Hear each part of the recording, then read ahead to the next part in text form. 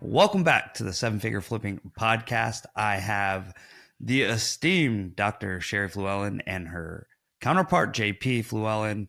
They are amazing real estate investors, members of the Seven Figure Altitude community, and people that I just adore because they run a really cool business and have great mindsets around how to work with your partner and how to build a business around your life. So I'm really excited to talk to you guys today. Thanks for coming on. Absolutely. Super excited. Always excited to have a conversation with my husband and maybe occasionally throw him under the bus. Yeah. Now that I've had that intro, that I've been reduced to the counterpart rather than any kind of accolades of any kind. But you know what? It's okay. I'm still here, and listen, JP. So what everybody should know is, I think JP is the rainmaker of the relationship. You know, he's the mover and shaker. He's shaking babies and kissing hands, all that. And Dr. Sheri's behind the scenes, masterminding it all. I can just see how this is breaking apart. Like the marionette leader. Yeah. Why don't you guys tell us, like your journey? You guys are house flippers.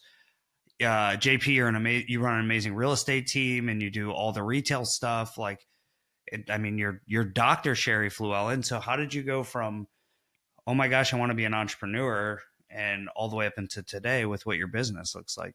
And we'll start with you, JP. Okay. Yeah. So we essentially were told to be real estate investors. We literally, like, this was how in 2009 at Christmas, Sheri's sister comes to visit, and she was telling us about all these crazy things she's doing in Seattle. She's buying, and like crazy, she's buying all these multifamily and buy and holds and all this stuff. And at the time, I hated my job. Like, I was, after tax, I think it came out to like $7 an hour after tax. And I was working 60 hours a week, and I was a rental agent at a particular company. I won't talk about which one, Enterprise. But anyways, so I did that for almost 4 years, thinking I was going to, do this corporate ladder thing. And I'm just not built for corporate ladder at all. And I was like, dude, this can't be my future. This cannot be it. And at Christmas, I'll still never forget it. We were sitting at the table, and, we were talking about what the next steps were, and, real estate licensing and all this kind of stuff. And she said, you guys really need to get into this real investment game. And if you get your license, you can get access to the MLS and just dig through all these listings. And I was super excited about that. And I was like, oh, that's cool. Sheri, when are you going to get your license? And then her sister says, well, why don't you get a real estate license? And I was like, I suck at school. I was like the guy that figured out how to get through high school without doing the bare minimums, like, hey, what's the answer to number 4? Like 10 seconds before class starts. Like, I was that guy. And Sheri was like, well, you're capable when you get focused. And I was like, maybe, and so I was like, she's like, I got too many things going on. I'm in the military, all these things. And I was like, okay, and we had a baby at the time. And I was like, I can do it. Sure. And then after that, we bought some properties. We were averaging about 2 a year, just as regular people off the streets trying to figure out how to buy foreclosures. At the time, we were able to pick up foreclosures around $100,000 because it was like 2009, 2010, and there was tons of foreclosures, and it was just really just pick one. In hindsight, I wish we would have bought a bunch more, but we didn't have any kind of community. We didn't have any kind of support.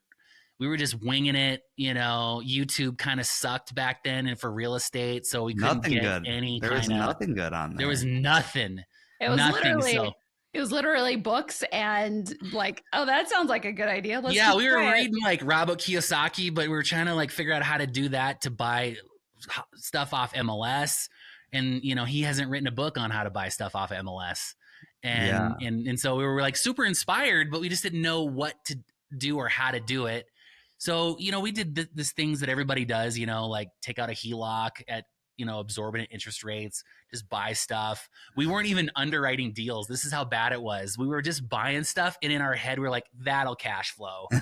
And then after like 3 years of doing it, like really bad, we realized like, hey, we got negative equity in like 3 of these, And it was really, but the great thing about real estate is if you hold it long enough, it'll cash flow. Especially if you bought it in 2009, 10, or 11. Yeah.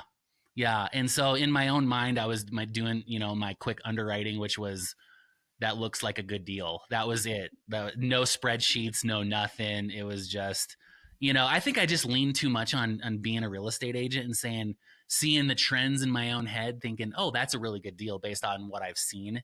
But then when you forget, like, oh, there's taxes and insurance that's part of that equation. We were not running those numbers at all. And we're just like, just get the rents up. If you get more rent, it's going to make more money. That's kind of what we thought in our own head. And there's some truth to that. There is some truth to that. It's like, if you buy a really crappy car, if you just keep putting a bigger and bigger engine in it, eventually it'll be a cool car. And so that was our beginning of our journey. Like that was just winging it, man. It was pretty rough. That's super cool. I'm curious. So, Dr. Sheri, you were in the military. Where did you guys meet? And were you guys married at this time, 2009? So we started dating when I was 3. Okay. So I wasn't that. No, literally, we went to the same church. We were in the same youth group. And I thought he was hot stuff. And I was like 12. That's not when we started dating, but that's when you had earmarked him as future. Yep. I'll take that one. I did. We had a rocky, teenage years together, a little bit on and off again. And I will not throw him under the bus on that one. But at the end of the day, he proposed on my senior year of high school. I told him maybe, and eventually told him yes. And that's the best story. Like, like if you're gonna have like a storybook, proposal. That was not it. It was literally like I went and just picked out some rando ring that I could afford as a high schooler. You got to remember, this is like this was 1997 when I proposed.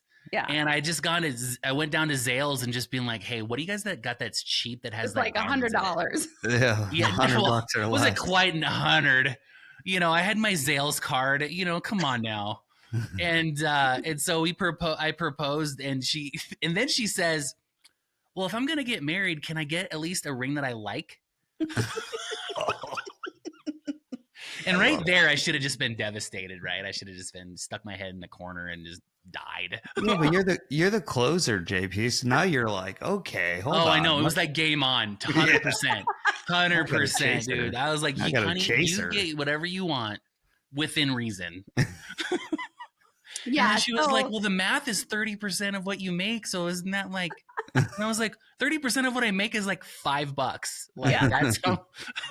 So we got engaged. We officially did get engaged, I think, right before I graduated from high school.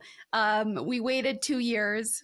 I went to college, waited 2 years. We ended up getting married. So I was like 20, and he was 22. And I finished school. So I got my undergrad, I got my master's, I got my PhD, kept on going to school, kept on moving around, so we were doing that thing. And during that time, JP was holding sometimes 3 jobs at a time, because I'm the student. I love school. I have considered going back for my MBA because I love school so much. I've been convinced not to, but I love school. And so JP has always been teaching the classes. I know. JP has always been the one who is the hustler. Like, he will get it done and figure out how to get it done. So that has been his superpower. He has absolutely taken on the role of the provider and making sure that something's gotten figured out. So then fast forward, I ended up being a captain in the Air Force as a psychologist. And we moved to where we're currently at through the Air Force. And yeah, that led up to, we had 3 babies. We had our firstborn, which we had just when we moved here. And then I got pregnant with twins. And it was at that time that I went to JP's work one day at the car rental place as he's like vacuuming out cars and whatnot. And I'm like, hey, look at this ultrasound that I got. And it took a bit for him to like process. Why does it look like there's mirror images of the same thing? And so I think peanuts in there. What's going on? 2 peanuts. So that it was that moment in time, that era that I think really impressed on both he and I that, oh crap, like we're really doing this family thing. We've got 1, now we've got 2 coming up. This, JP's job is not fulfilling. The career path is not at all what he expected it to be or what it seemed like it could be. So what else? What else is the thing? And my sister's comments at Christmas were just perfect timing. And I'm forever grateful for that. Yeah, that's so cool. So that's like the start. I've got some questions around that I want to ask, but yeah, there's a lot that happens between that moment at Christmas and today. So like, just give the overview of like what it looks like today as full-blown entrepreneurs. Yeah, so I'll say like it really just kind of kicked off during COVID, like the year before COVID. So the year before COVID, Sheri's been, Sheri's, like I said, she's the educator. She is the wealth of like search for the holy grail, if you will. And she'll eventually she'll be like, hey, I was listening to this podcast. We should do this. And then all of a sudden we're like trying to figure out how to underwrite 24 deals in 24 months, and trying to just do as many as humanly possible. I highly don't recommend that because we didn't really slow down because, again, like this fundamental shift, we just went all in. And we're just like, Sheri would be like every day, hey, I think this looks like a good one. We should really put it in an offer. And not really like thinking about like, what's the 2, 3, and 5 year implications of doing these, of this thing where like, is this going to be cash flowing down the line or is this like a good deal? It's just today it looks like a good deal. Let's put in an offer and figure it out. Or she'll say like one of her famous lines is, we'll figure it out. It looks like a good deal, and then we'll just. I did underwrite these things. I had. You did. Okay. So, but so anyways, we did this. Were these all buy and holds early on? Yeah. There were some buy and hold. Yeah, they were all well, in 2019 was the buy and hold era. And then I think we ran across a deal that was our first like obnoxious flip that took almost 3 years to get done. Like, okay, so quick to give context, our first investment that we bought was in 2008, single family home, and since between 2008 and like 2019, we bought 1 to 2 properties on average as buy and holds. And so we were slowly building our just boring landlord portfolio. Some point in there, so we always self-managed. About 2016 or so, we hired somebody to manage for us, but they still worked for us.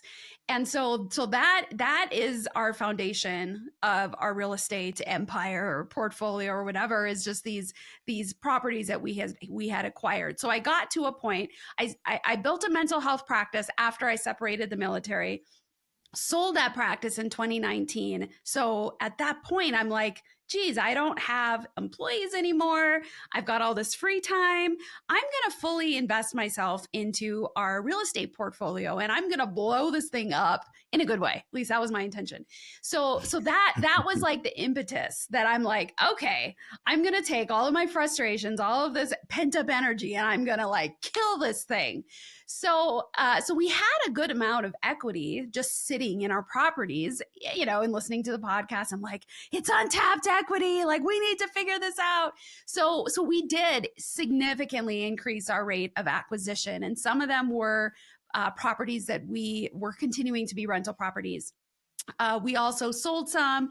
And during that time, since I was so active now in looking for deals, I happened to stumble on a little farmhouse on 8 acres that was like 75,000, which is pretty darn inexpensive Wow. for where we're at. And I'm like, that we're gonna do that. So like same day, we put an offer on it. I think we used HELOC money for that. It ended up being a 3-year flip. Lots of lessons learned on that one. However, that's kind of what really triggered is like my availability and my desire. Like, I want to build our real estate portfolio for the family, for our future. And so that since then, which was right about the time of COVID, it just happened. Like I sold my business before COVID, so COVID really had nothing to do with our like going all in. It just happened to be advantageous that that there were some really good deals and really good interest rates and such like that. Yeah, that's you guys are like the definition of ready, fire, aim. It's so cool. But you know what? Like, there's a lot of people can't get momentum because they're unwilling to do. Lots of learning, lots of going on Facebook, lots of YouTube, but they don't actually ever do anything, and it really stops people. And in 2009, it's almost a benefit that you didn't have as much YouTube and all this stuff that's available to people now, because now, I mean, you can't go on the internet without information overload on how to do real estate. 75 different strategies, this marketing, that marketing, this, like, it's just ridiculous. It gets overwhelming. So that probably helped you guys, honestly, because you're like, oh, let's go figure it out. Then you're getting experience over time and building skill. And then right about the perfect timing of the market ascending, your skill starts to build up. And now you're like knocking them down because you actually kind of know what we're doing. Right. We never really fully know, I don't think. I'm not sure that's a thing, but I think it's really cool. What was the moment you realized you could make real estate like your full-time life business goals? Because like, let's not forget, you went and got a PhD and you're like in the military and you have a safe, secure job, and then you make this jump to building your own practice as a business owner, which obviously, like, that's the same kind of skill sets you need building your real estate business. Yeah. And then all of a sudden you decide, like, I'm going to go all in on this with JP and we're going to buy everything to include this farm. Well, so for me, yes, I was in the military. I did not join the military with the expectation to stay in there long term. For me, it was a means to an end. I am super appreciative of the time I spent. It was part of my residency as a psychologist, and I got amazing training, amazing opportunities. And I knew, because I was having baby after baby after baby, I knew that I did not want to deploy. And so there was a window of time where I would have to get out or I would have to deploy, and I'd have to leave my 4 babies at home, which I was not going to do. Like, honestly, was not going to do it. So I just knew that once I left the military, I would start my own business. That just, to me, made sense. I knew I've always had a pretty high belief in myself, and I had great parents that, I just, if I'm going to do something, like, why wouldn't I succeed? I didn't always know what that looked like, but I had confidence that I could figure it out. And I did. And not that my ownership of the practice that I had, it was far from perfect. And there was a lot of challenges, but I loved being my own boss. And so when I got to the point where I decided to close the chapter on that book, on that part of my life, it just seemed obvious that my analytical, proclivities made sense to just funnel them into what we were already involved in. And my husband had a real estate team in the brokerage that he's a part of. And I saw him stepping out and being a leader and doing similar things that I had already been doing for years. And I know how hard it is. And so a lot of it was like, you know what? I've been the business owner. I've been the part of our relationship that has gotten more acknowledgement for doing big things. I wanted to step behind my husband and support him in his real estate endeavors. And so I got my license so that I could support him both on the team as well as, if he needs somebody to show a house sometime or whatever. It gave me more flexibility. So that was really the motivation, is like, let's give JP more support to really shine in what he does best. And then I can take a back seat and work on our real estate investing kind of behind the scenes in front of the computer. Yeah, that's incredible. And, it's not lost on me that, that's a lot. That's a lot of life, like 1997 all the way through today. That's a lot of, probably sacrifice heavier on one side and the other throughout those couple of decades. What, at some point you guys decided, hey, we make a good team in business. Like, was there a moment?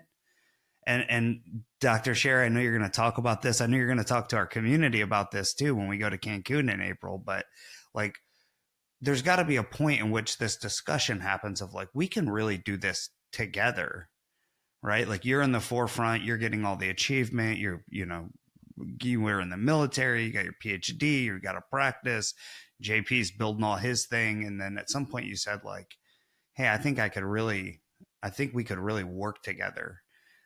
Tell me about that moment and then how that has evolved over the years. JP, you want to share kind of your perspective on that? Yeah, so I would say so there was a moment when we knew that it needed to happen, but it took 2 years for it to like actually happen. So like, I would say like there was a moment 2 years ago where I told Sheri, I was like, we need to optimize your time, because you're kind of, I think part of it, and I don't know that Sheri and I have actually talked about this yet. I love it when we bring these live. I know, right? Oh, no. So I think there was a moment where I think when Sheri did a transition from psychology, PhD, she invested so much time and energy into becoming this person that was going to make money by telling others things that they needed to do or don't do or how to do. And she was invested in that. Okay. So she got rid of her business. She got rid of her practice. She went into coaching for a little while. And I think she felt like that was the next step. That was where the natural progression would be, is, hey, if I can't fix broken people, let me work with successful people and maybe they'll rub off on us and we'll learn some things along the way, along all this kind of stuff too. And then she realized like, this is not the highest return on my time, the ROT, like return on time. And I think she just had a hard time letting go of that piece of her life, that era of her journey. And then realizing like, hey, I can do real estate, have high level conversations with people, and I don't have to worry about whether they're going to pay me or not. And I can learn more about how I can put deals together and finally just let go of that part of my life and know that the ROT is much more invested when we're working in the real estate space. And then eventually we can, be free of our time, and then we can counsel people without any worries. So that's where I think the pivotal moment was 2 years ago when I said, Sheri, you need to optimize your time. And she was just slowly chipping away at that moment where she finally said, you know what, here I've arrived, welcome. And then I'm like, oh, here's our new employee. Her name is Dr. Sheri Fluellen. Yeah, welcome. So I don't know if that's accurate, but that was just kind of the perspective I had and just kind of what I was seeing behind the scenes, and on watching that moment where we were all in. I mean, we were always working together. Even when Sheri was full-time, in her practice, we were still talking about deals, working on deals, putting deals together. But I think now that we're trying to put some velocity behind our journey and kind of speed this thing up a bit, get some better systems in place so we can do things at scale and go quicker and go further, faster. That's when I think that was just most recently, really. Yeah. And you guys are such fast movers too. So I'm sure you'll break a lot of stuff while you're doing this, and as we all do. But we already have stuff this week already. You're like, we've already got some fires to put out already. I thought that system was foolproof. What happened? Well, Dr. Sheri, I'm sure you have a perspective on this. What's really unique is I mean, there's so many people who work with their spouse, but not everybody works with their spouse who's a clinical psychologist and who can label communication, who can label feelings, who can, like, you have this training that I don't know. I've seen where this can be frustrating for partners because it's like, dude, you're not my psychologist. Stop. Like, has that impacted your guys' relationship? Is JP putting his like psychologist wall up? Like, no, don't do it to me. And you're like, well, let me tell you what you're feeling right now. So I'm going to give JP a huge amount of props here, because one of the things that I've done is I've done a lot of marriage counseling. My master's is in marriage and family therapy. And so I've worked with a lot of couples. I love the marital perspective that John Gottman has researched for decades. So if you're curious about how to create a better marriage, look up Gottman, Gottman. One of the things that Gottman has discovered in his research, the number one factor that keeps marriages together is willingness to change, openness to feedback.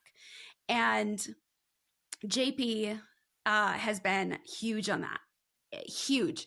And so there have been plenty of times where I've given him feedback, and, maybe initially he's like, the walls come up and, he gets prickly or whatever, but it sinks in. Like he is open to feedback. He's open to change. And that dynamic has helped. I think I've seen over time, I have gotten better and more judicious on when and what feedback I give. I don't need to give him feedback on everything all the time. And I've gotten better at doing it. And he's gotten better at receiving it and considering it. Now, of course, it's not like I'm up here and I know all the answers and he doesn't give me feedback, because he certainly does. And I've, really worked hard at allowing his influence in my life. But I think between the two of us, he has demonstrated that openness to influence very consistently. And that's what's allowed us, I think, to really have that type of open relationship where we can say the hard things and at the end of the day, not get our feelings super hurt. Yeah, I think that really speaks to both of you guys. What's really cool, just kind of watching you guys operate and you grow your business and all these things, you guys both have growth mindsets. Like, you guys both are, open to improvement and being a little bit better every day. And I have to imagine that helps, right? And you guys are both very good at what you do. So and just recognizing that too in the other person, I think is half the battle. And, there's value there, and it can be frictional. We have a lot of couples who work in the business together that are in our community or even in a different role, Dr. Fluellen, which I'm sure you'll talk about in Cancun, where, maybe you're, I see this a lot in the entrepreneur space. You're excited, you're all in on your business, but maybe your spouse doesn't really understand. They feel like it's risky. It doesn't feel like they're supporting you. We get that kind of a lot with people. So like, I'm so excited to like grow and do this, but my spouse is nervous, or I don't feel supported.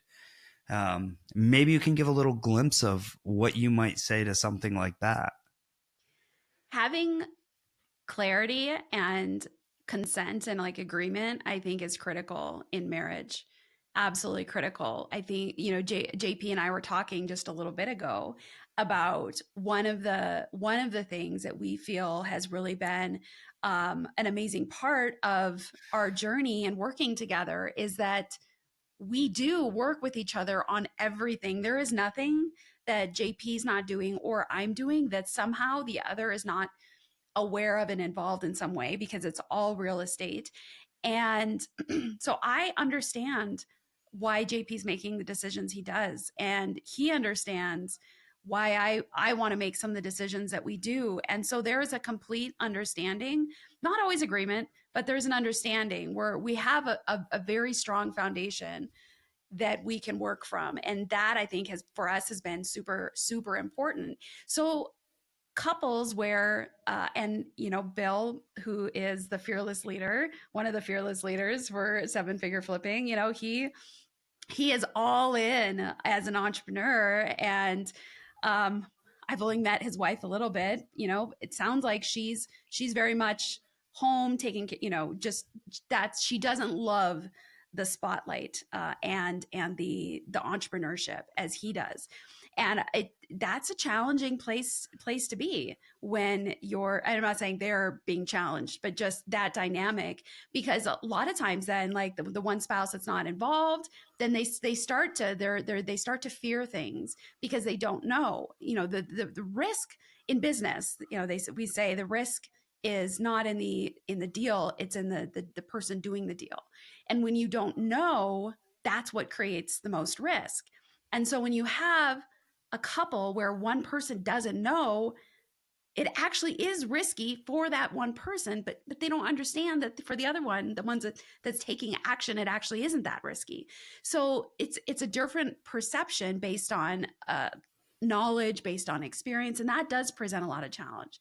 So then, it's like digging down, and now we got to talk about trust and communication and some of these fundamental, really important foundational pieces of marriage, because there is not an equal level of awareness and understanding if they're not both in it equally, if that makes sense.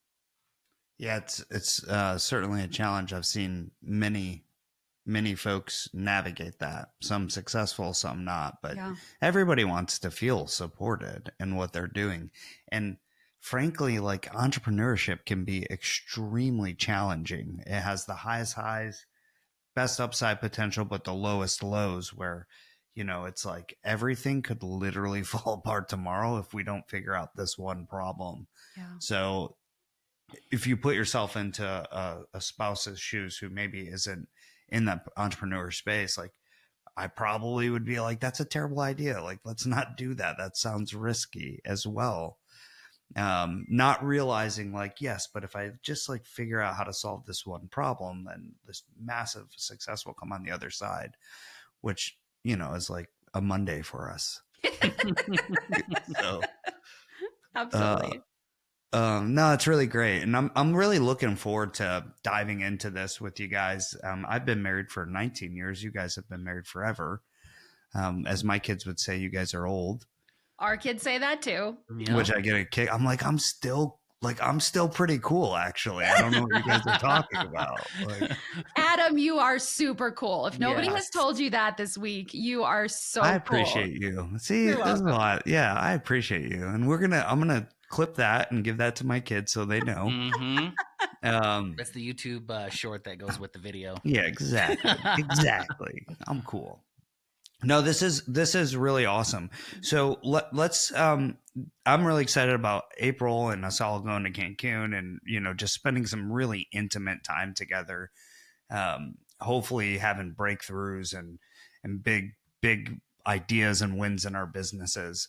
The thing that I'm curious about, maybe you can leave people with, is like, what is it in your business that you feel like you've done over the past 5 years that has really, really helped you to gain the traction you're looking for? Because I know a lot of people, when I talk to them, like, outside of our space, who are like, I'm just like not gaining traction. I feel stuck. Can you think back to something, either even on the retail side with you, JP, like growing your team at Real Brokerage? And the retail space is really hard right now. Flipping houses, if you're not a professional, can be challenging right now. So like, what was the thing that you feel like you figured out that has helped you gain some traction in your business? I would say the biggest thing is that this is a daily engagement. You have to be daily engaged with it. If you're waiting for some magical thing to fall in your lap, if you're waiting for some magic funnel or some YouTube video or some person that is just going to give you that thing that you just really like oh, I just need to do that one thing, and then it'll just all just magically happen.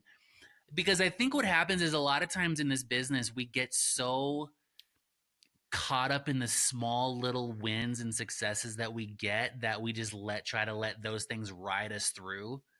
And then, oh, well, it'll just ride through till another one just falls in my lap. When in reality, it's like you got to treat this like a job. Like you got to get up, focus, do your morning, whatever it is that you need to do, and then like get on your computer and be like, hey, I want a rental property. Then go find a rental property. Like, don't wait for the person to be like, hey, I got this off market rental property. Like, that doesn't just happen. You got to actually like go and pursue. Like, if you want a great relationship, then you have to pursue a great relationship. You don't just get relationship by like you do nothing and the other person does all the relationshiping, and that's really what it comes down to. Because if you're sitting back and you're not pursuing the pursuit of happiness, like we've all seen that movie, if you're not getting your freaking mobile x-ray machine and going door to door to try to sell that thing, then they're not going to be like, hey man, you got that mobile x-ray machine on you? Like, they don't know you got a mobile x-ray machine. That you need to go tell them you got one. Do the work. This is right. Do the work.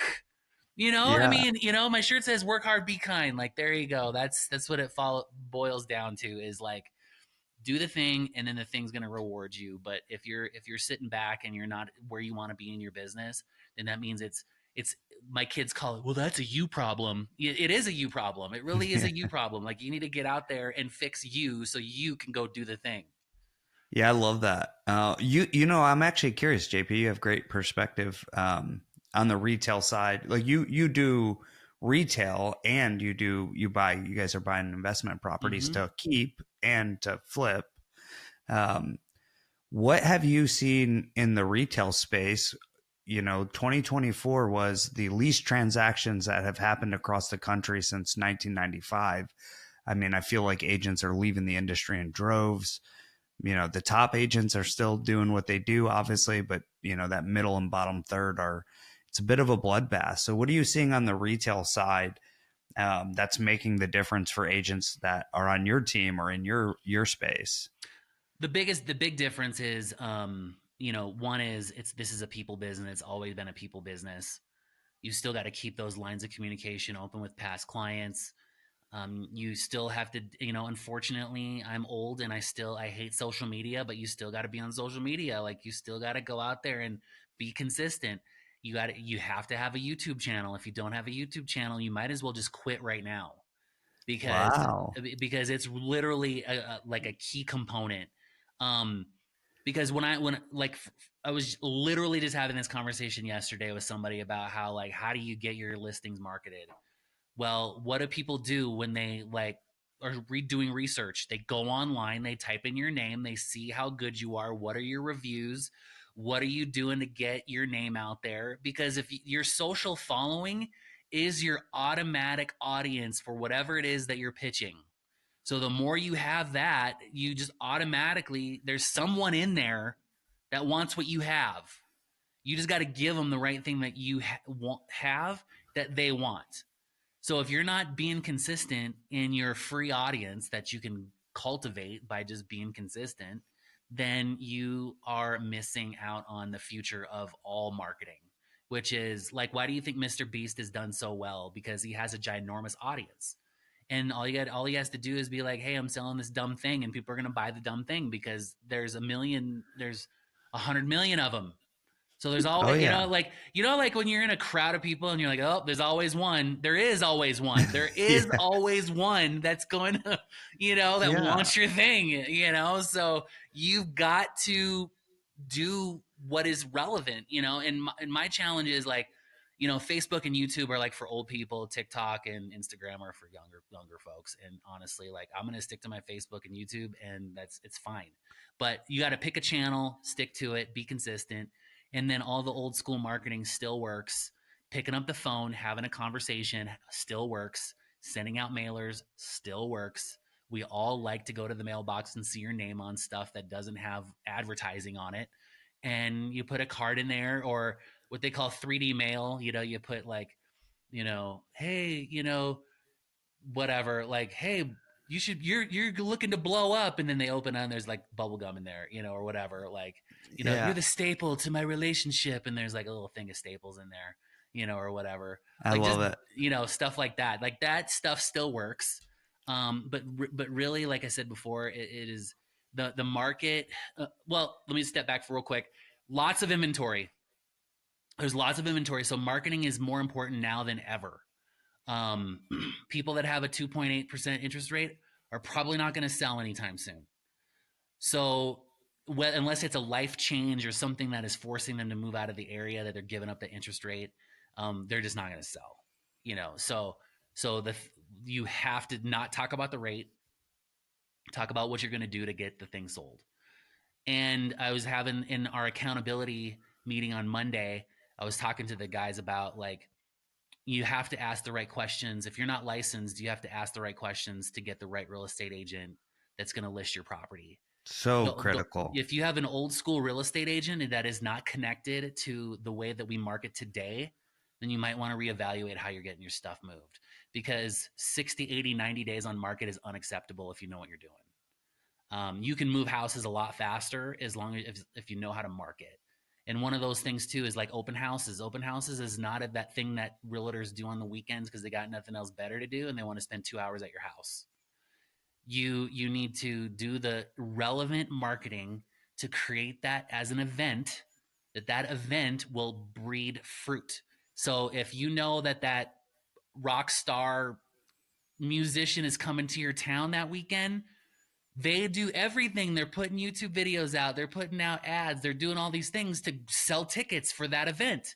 Treat your open house like an event, and you're going to get more success out of those open houses. If your agents are not on board with that, I don't like doing open houses because they used to do those 100 years ago and they suck.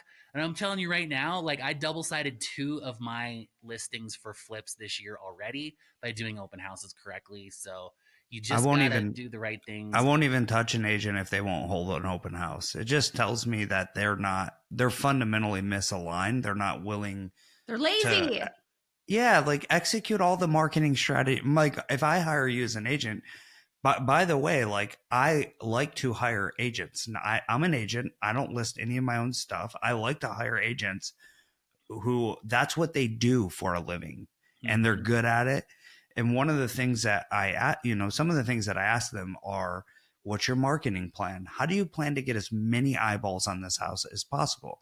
And I kind of know all the tools available. So if I'm not hearing all of them, I'm like, well, you're just not willing to do everything that it might take to sell this house. Even if it's a great house and it's going to sell in a week, I want to know you're prepared to hold those every week in open houses until it sells. I want to know you're sending it out to an email list. I want to know you're marketing it on social media. I want to know you're willing to put a little ad money behind it just to get it out there. Like, I want to know that you're willing to do what it takes to sell the house. That's the type of person I want to work with. And I do want to hire an agent because I want to hire somebody whose sole focus is on that. Like, I'm not focused on being an agent. I'm not a great agent. I'm an investor. So I totally agree with you, JP. That's straight game right there for anybody who is either an agent or flipping houses. That can make or break your business. So you think about the first time or second time house flipper, right? They've got all their eggs in the basket. They're excited about becoming a real estate investor, and they pick the wrong agent. It's the worst. And that house sits for 30 days. And then what happens to that person's self-confidence starts to erode. Doubt is seeping in. Something's wrong with me. It just works for Dr. Sheri. It can't work for me. Like, they start telling themselves all this stuff, and then it sits for 60 days, and then it sits for 90 days. And then they go, you know what? This isn't for me. I just don't have what it takes. And honestly, a lot of times when I talk to people, it's they hired the wrong agent. It's only a couple of reasons your house doesn't sell. It's price, or we're not doing what it takes. That's pretty much it. Because everything's going to sell at a price, right? So that's game right there, JP. And we'll kind of end here because I know we're up against the clock. But for anybody who might want to reach out to you guys, well, first off, what do you guys need in your business right now? Like, if you could tell the audience how they could work with you or what you need in your business, what is it? You raising money for deals? JP looking for agents to work with you? I would say what I need in my business right now is you can always, hit me up on, you could, like I talked about earlier, my YouTube channel. You can hit subscribe, check that out there. It's just my name. You can just type it in the search function, it pops right up. And then I would say secondarily, we're always looking for deals. I mean, we do distance flipping right now too. So if you have a deal that, is potential that has some cash in it, send it to us. We'll look at it. I'm What sure markets? information will be in the description somewhere, but we're always looking for deals because I mean, So we we're primarily investing right now in Wyoming, which is where we currently live. We invest in southern Colorado, and then we are expanding into the Springfield, Missouri area. Okay, you guys heard it. If you have deals in Wyoming or Southern Colorado or Springfield, Missouri, for all 8 of the people that live there, go ahead and hit up Dr. Sheri Fluellen or JP Fluellen. You can go to JP's. What do you know your handle on YouTube? Is it just JP Fluellen? I think it's at JP Fluellen and then some numbers after it. But yeah, at JP Fluellen 127943 something. Like that, Put JP Fluellen in the search. Check out and subscribe to his YouTube channel. And if you guys have deals that you're looking to wholesale, or you think somebody should buy it because you're an agent and you want to sell it, reach out to them. Reach out to them. They're buying up all kinds of stuff. So that would be cool for you guys to do some business with folks in that kind of way. Listen, I'm so pumped for you guys. Like, you guys are, I think you guys are really rabbits in the community. There's always like a few rabbits in the community where you're just kind of a lot, or what do you mean? Well, you guys are just kind of leading. You're leaders, right? You lead in doing business with your partner and doing it in a way that I think is just, you guys just have such high character, and I just like the way you guys operate, if I'm being honest. So I appreciate you guys being such good examples for everybody and pouring back into people. Like, that's really what it's all about for me. And I appreciate the way that you guys do it as well. Awesome. Thank you. We've gotten a lot out of 7-figure flipping. We have a and lot. The community. You all have curated a very strong culture, and which is 100% why we're part of it, because it is exactly the same values and culture that we espouse on our own. So it was a perfect fit. Yeah, we love it, and we love you guys. Well, thanks so much for coming on today, and thanks everybody for listening. Don't forget, if you have not left us a 5-star review, I know somebody's out there listening to this. This is probably like, you binge listen to us and then you listen to another 50 and you ain't left me a review yet. Come on, man. Leave me a 5-star review wherever you're listening to this. And we'll include contact info in the show notes, as well as some cool stuff we're doing in 7-figure flipping. So go check it out in the show notes. Thanks for listening.